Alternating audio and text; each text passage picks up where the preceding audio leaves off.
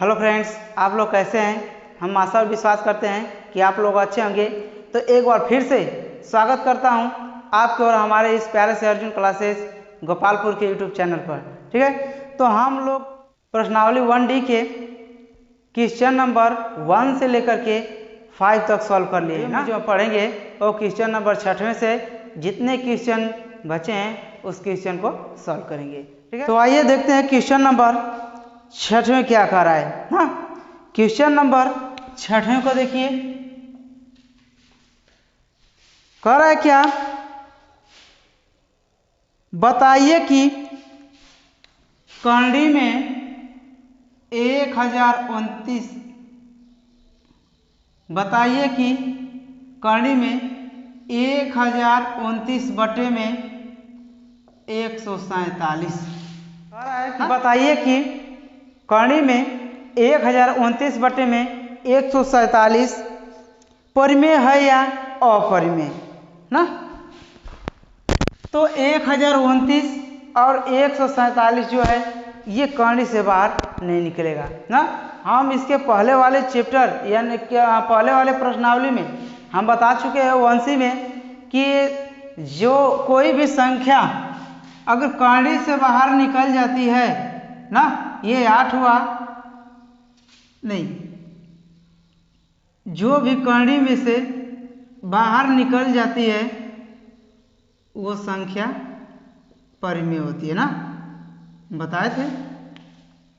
तो 1029 और 147 को अगर हम करंडी से बाहर निकालेंगे तो नहीं निकलेगा। ठीक है, तो इसी तरह से मालूम हमें पता है ना, इसी तरह से हमें मालूम चल रहा है कि 1029 और 147 जो करंडी में है ये अपरिमेय संख्या है ना। तो आप यहाँ पर लिख लीजिए 1029 बटे में 147 अपरिमेय संख्या है। ठीक है, अगर जो करंडी में से अगर बाहर निकल जाएगा वही परिमेय संख्या होता है हमारा। ठीक है, नहीं निकलेगा तो अपरिमेय संख्या होगा। तो आइए क्वेश्चन नंबर 7वें पर देख लिया जाए। क्वेश्चन नंबर 7वां क्या कह रहा है। क्वेश्चन नंबर 7वां कह रहा है कि 3/8 की दशमलव रूप में गणना कीजिए। 3/8 की दशमलव रूप में गणना कीजिए। तो आइए दशमलव रूप में इसका हम गणना करते हैं।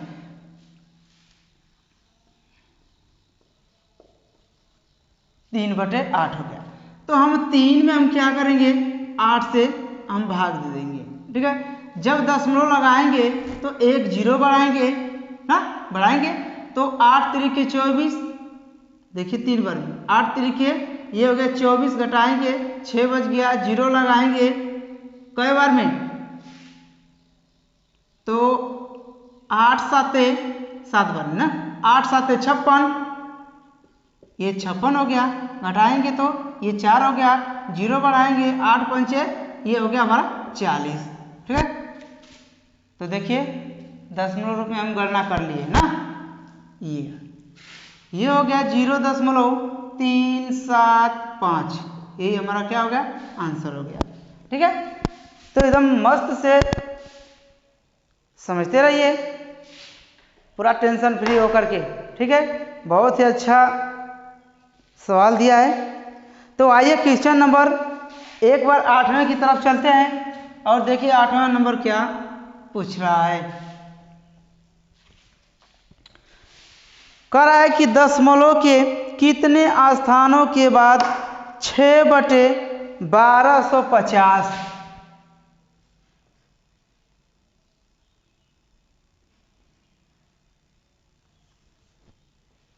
6/1250 का दशमलव प्रसार शांत होगा। इसका कहने का मतलब क्या कि जो 6 है ना उसमें हम 1250 का जब भाग देंगे तो वो कितने दशमलव के स्थानों के बाद वो शांत हो जाएगा ना। तो आइए इसे हम सॉल्व करके देखते हैं। 6 बटे में 1250 ना। अब इसे हम कटाएंगे, 2 तिहाई 6, 2 छके 12, 2 दूना के 4, 2 पाँचे 10, ये हो गया 3 बटे में 625 ना। तो हम 3 में हम भाग देंगे 625 का, तो कै बार में भाग जाएगी ना।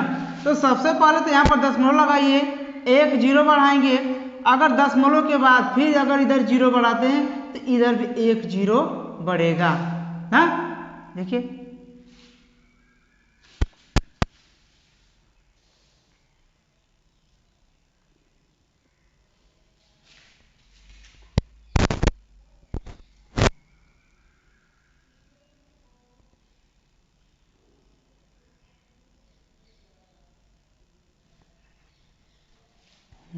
देखिए, तो एक और जीरो बढ़ाएंगे, एक और बढ़ाएंगे ना। तो अगर हम देखा जाए तो 4 बार में, तो 4 बार में जाएगा, 4 5 20, जीरो हो गया, और 4 दूना के 8 2 10, ये जीरो हो गया। देखिए ये जीरो हो गया, ठीक ना। फिर इसके बाद 4 छके 24 और एक 25 हो जाएगा ना। कई बार में? 4 बार में। तो 0 0 घटाइए, ये 5 हो गया और ये कट गया ना। तो कई बार में, तो एक जीरो और बढ़ाइए, तो कई बार में जाएगा? 8 बार में। देखिए तो 8 5 40, 8 दूना के 16, अच्छा 20 हो गया। फिर इसके बाद 8 6 48 और 2 50, ठीक है।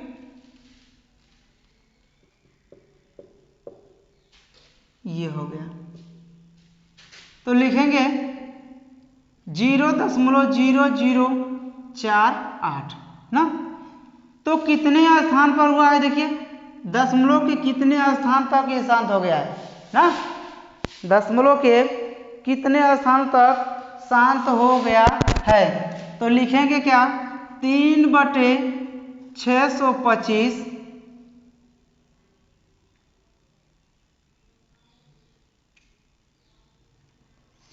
हाँ 3/625 का दशमलव प्रसार 4 स्थानों तक शांत है, ठीक है।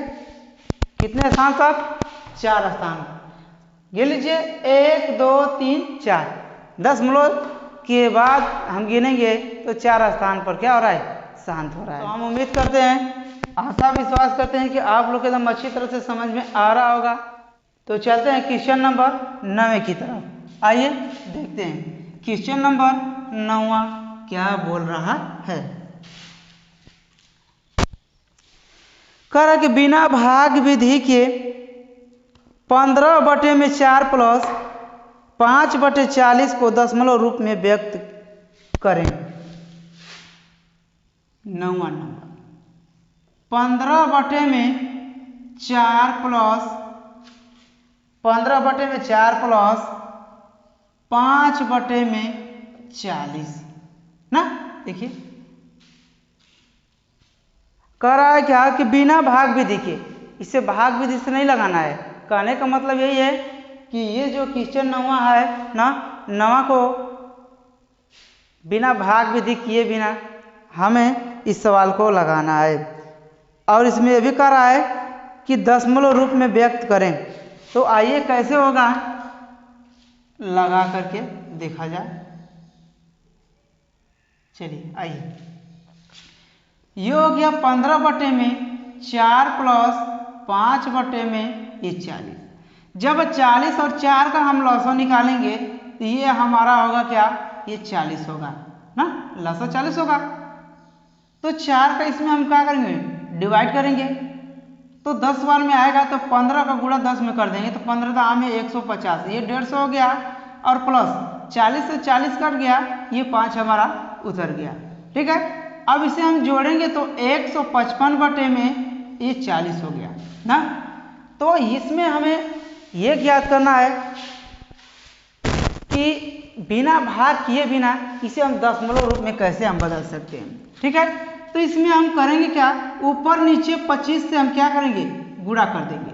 जब 25 से ऊपर नीचे गुणा करेंगे तो कितना होगा, 25 का 155 में करेंगे 3875 बटे में 25 और 40 को गुणा करेंगे, 25 जीरो 0 हो गया, 25 चौके 100, ठीक है, 1000 हो गया।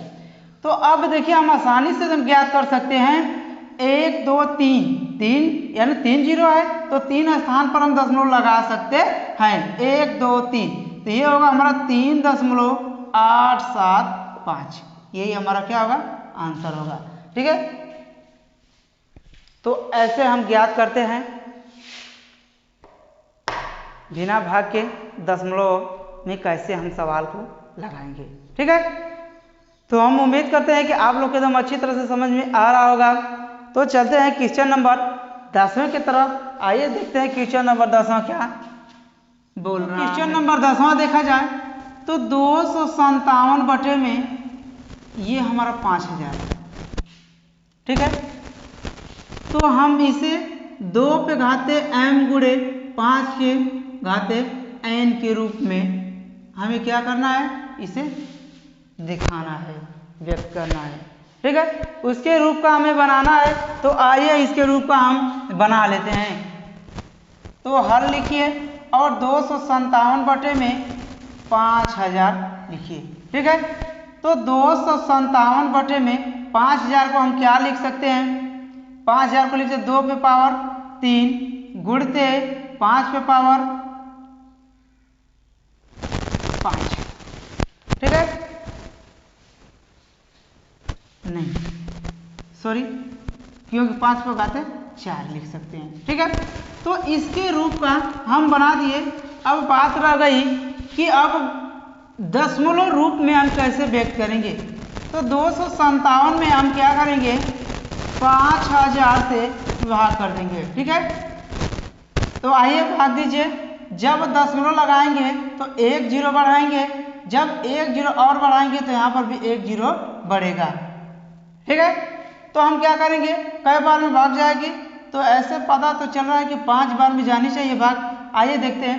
तो 5 जीरो 0 5 जीरो 0 5 जीरो 0 हो गया, 5 5 ये हमारा 25 हो गया। ठीक है, 0 0 ये 7 हो गया, ये कट गया ना। तो यहाँ पर 1 जीरो जब बढ़ाएंगे तो कई बार में जाएगा, तो बेसी हो जाएगा ना। अगर 2 बार हम लेकर जाएंगे तो बेसी हो जाएगा, तो एक बार में ही देखते हैं कि जाते हैं कि नहीं भाग। तो 0 0 0 ये 5 हो गया, तो घटा लीजिए 0 0 ये 2 बच गया। ठीक है, अब कई बार में जाएगा तो देखा जाए तो 1 जीरो और बढ़ाएंगे तो 5 चौके 20 4 बार में, यानी 0 0 0। ठीक है, ये कट गया, तो ये हो गया 0.0514, ये हमारा क्या हो गया, आंसर हो गया। ठीक है, तो ये दशमलव प्रसार इसे बोलेंगे ना, इसे क्या बोलेंगे, दशमलव प्रसार। ठीक है, खूब एकदम अच्छी तरह से एकदम समझते रहिए, बहुत ही बढ़िया, आपको समझ में एकदम आएगा। ठीक है, तो आइए क्वेश्चन नंबर 11 की तरफ चलते हैं। आइए क्वेश्चन नंबर 11 देखिए क्या दिया है, खूब बढ़िया से एकदम समझते रहिए और नोट्स बनाते रहिए साथ में।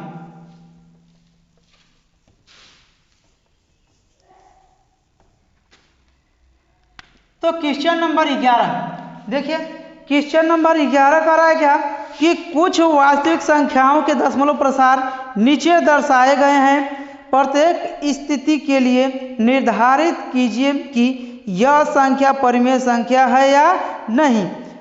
यदि यह परिमेय संख्या है और p बटे q के रूप की है तो q के अभाज्य गुणनखंडों के बारे में आप क्या कह सकते हैं ना।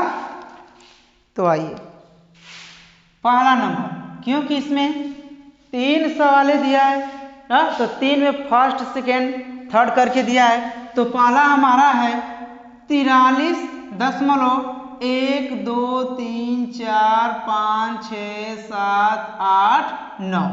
ठीक है, तो हम इसे बैक करेंगे ना, तो इसे हम सॉल्व करेंगे।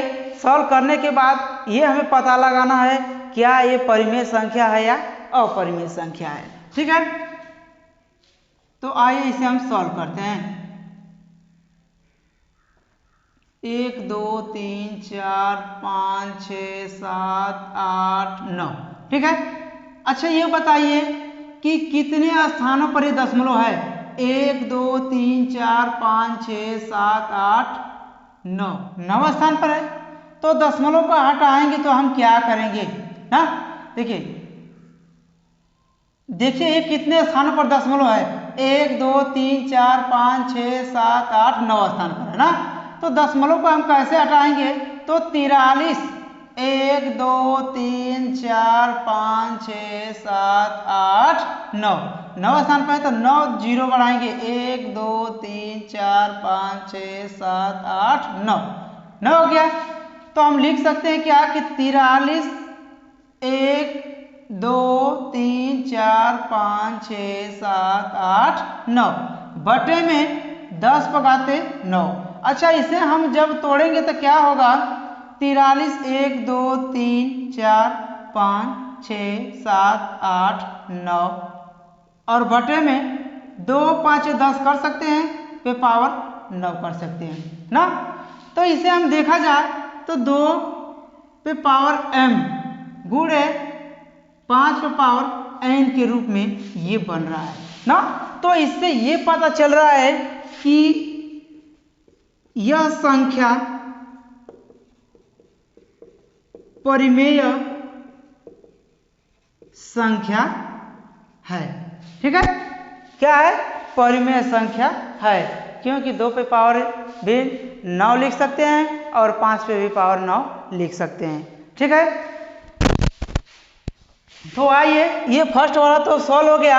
अब सेकेंड वाले को देखते हैं, क्योंकि इस प्रश्नावली का ये लास्ट क्वेश्चन है ना, और इसमें 3 सवाल दिया है। तो पहले सॉल्व कर लिए पहले को, अब आइए सेकेंड वाले को हम देखते हैं। तो सेकेंड वाला देखिए क्या कह रहा है कि 0.120 1 2 2 जीरो हो गया, 1 2 3 जीरो हो गया, 1 2 4 जीरो हो गया, डाट डाट करते करते ये जाएगा। ठीक है, तो इसे हमें ज्ञात करना है क्या कि परिमेय संख्या है या अपरिमेय संख्या है। ठीक है, तो अगर ऐसे भी देखा जाए तो अगर दशमलव के बाद जो संख्या रिपीट करेगी, ठीक है, जो संख्या रिपीट करेगी वो संख्या क्या होगी, हमारी परिमेय संख्या होगी।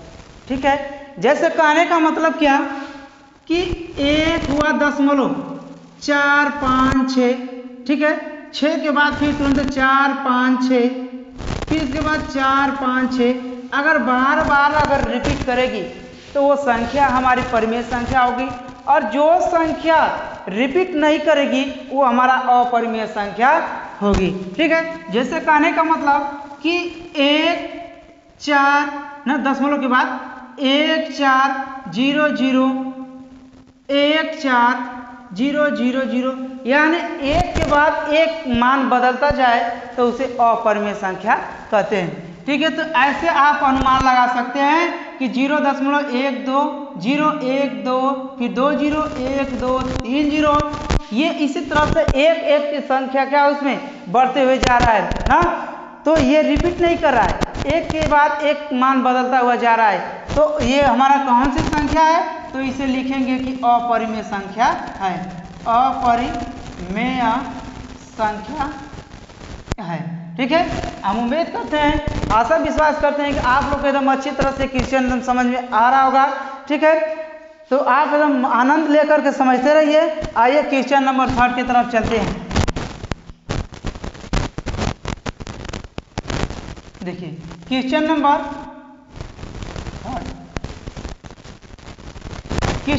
3 है क्या, 43.1 2 3 4 5 6 7 8 9, क्या है, बार। बार का मतलब कि ये बार बार ये आएगा, ठीक है, ये रिपीट करेगा। इसमें भी हमें ज्ञात करना है कि परिमेय संख्या है या अपरिमेय संख्या है। तो हम कैसे इसे हम ज्ञात करेंगे, देखिए, तो 43.1 2 3 4 5 6 7 8 9 पे ये क्या है, बार है ना, क्या है इसमें, ये बार है। तो इसे हम ऐसे हमें पता चलता है कि 43.1 2 3 4 5 6 7 8 9 पे बार जो दिया है ये परिमेय संख्या है। हम जस्ट अभी इसके दूसरे वाले को बताएं कि जो संख्या नॉन रिपीट करेगी, जो संख्या नॉन रिपीट करेगी वो हमारा अपरिमेय संख्या होगा, और जो संख्या रिपीट करेगी उसे हम परिमेय संख्या कहेंगे, ठीक है। तो देखिए 1 2 3 4 5 6 7 8 है ना, इसके बाद फिर तुरंत चालू हो जाएगा 1 2 3 4 5 6 7 8, ठीक है, ये चालू हो जाएगा। इसलिए यहाँ पर क्या है, ये बार दे दिया है ना, यानी ये बार बार रिपीट करेगी। तो ये हमारी संख्या कौन सी हो गई, तो लिखेंगे कि परिमेय संख्या होगी, परिमेय संख्या है, ठीक है। तो ये प्रश्नावली समाप्त हो गया, ठीक है। तो ऐसे ही आप बने रहिए अर्जुन क्लासेज गोपालपुर के यूट्यूब चैनल पे, ठीक है, और अपने दोस्तों में अधिक से अधिक शेयर कीजिए, ठीक है, ताकि इस वीडियो का और पढ़ाई का उन लोगों को भी लाभ मिल सके। इस वीडियो में क्वेश्चन नंबर 6वें से 11वें तक सॉल्व कर लिए, ठीक है। तो ये प्रश्नावली हुआ समाप्त हम लोग का, ठीक है। तो जाते जाते एक और हम आप लोग से रिक्वेस्ट करते हैं कि आप लोग अगर हमारे चैनल पे नए हैं तो प्लीज़ चैनल को सब्सक्राइब कर दीजिए और बेल आइकन को दबाना ना भूलें, ठीक है।